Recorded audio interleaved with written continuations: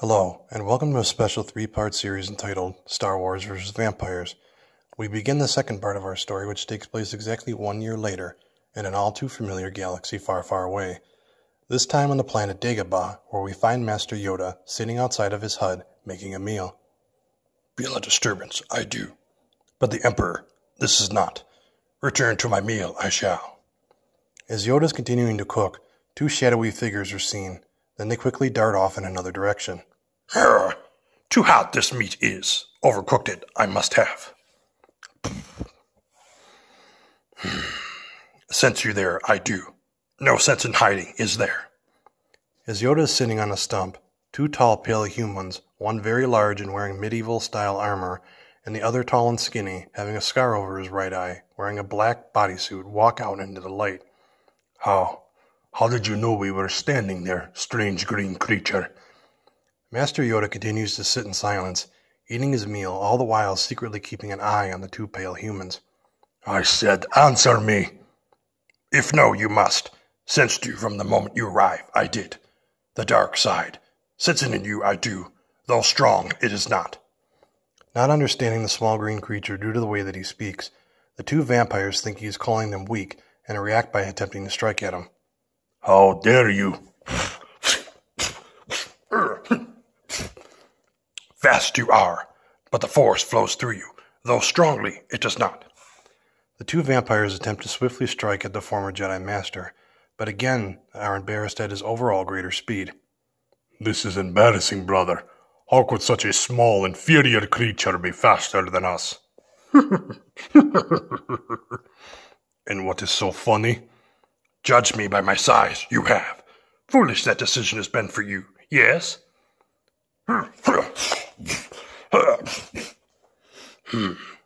You seek to strike me down. Whether sent by the Emperor or not, a threat you still are. Defeat you I shall, if for no other reason than to remain hidden. Be quiet. Both vampires materialize their swords in preparation to strike down Master Yoda, who in return activates his lightsaber as well. A moment of silence occurs as the wise old Jedi and the two vampires stare each other down before beginning their fight.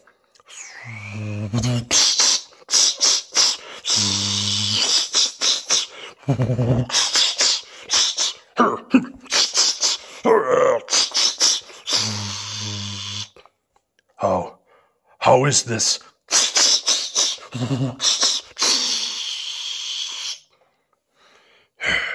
So, skilled with the sword you are, but unfocused, The armored vampire attempts to hypnotize Master Yoda, thinking it will finally allow them to defeat him, but it has no effect, and Master Yoda responds by force-pushing the vampire into the nearby swamp. A mind trick. Effective that will not be.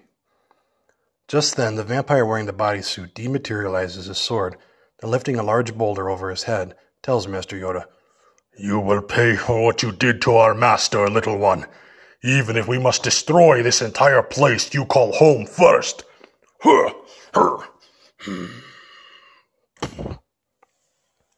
Know of what you speak, I do not. If your master struck him down, I did. Then unaware of him, I am. Just then, the armored vampire, having fought and defeated the creature living in the swamp waters, gets to his feet and replies to Yoda, Do not lie. We know you are the one who struck down our Lord Dracula a year ago. The mystics who serve our master sensed his presence, then suddenly it vanished.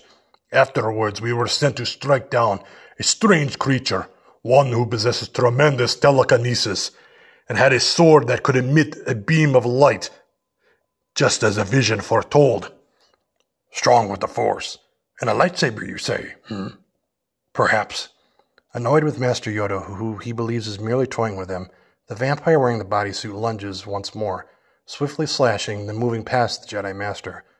Turning around to take in the spoils of his victory, though, he is surprised to not only see Yoda standing, but talking as well. As I was saying, strong with the Force and a lightsaber as well? Perhaps the Emperor or Darth Vader your master faced.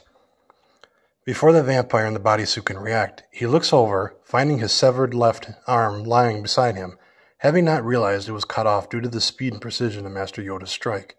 Enraged, he attempts one last time to strike down Yoda with his sword, but due to missing his arm, his attack is unbalanced and misses, accidentally causing him to be decapitated by Yoda's counterattack, thus turning him to ash. You struck down my brother. You will pay!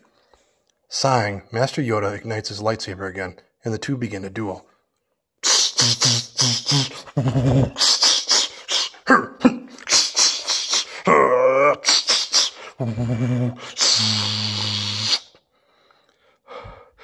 This is growing old. Suddenly, the armored vampire hears a noise, and thinking it is another fighter who has been in hiding this entire time, he walks toward the dark side cave. No, enter there, you must not. But before Master Yoda can finish his warning, the armored vampire enters the cave. There is silence for a minute, then suddenly the vampire's shriek can be heard. He runs out, accusing Yoda of sorcery, then in a mad frenzy lunges at him, with his blade drawn again. I will not allow you. I will not allow you. But it is too late. Like his brother, the armored vampire has caused his own death by accidentally falling into the fire Yoda had lit earlier to cook his food. Doing so caused his head and a part of his body not protected by his armor to be set ablaze. Eventually, after failing to reach the swamp to put it out in time, he falls over.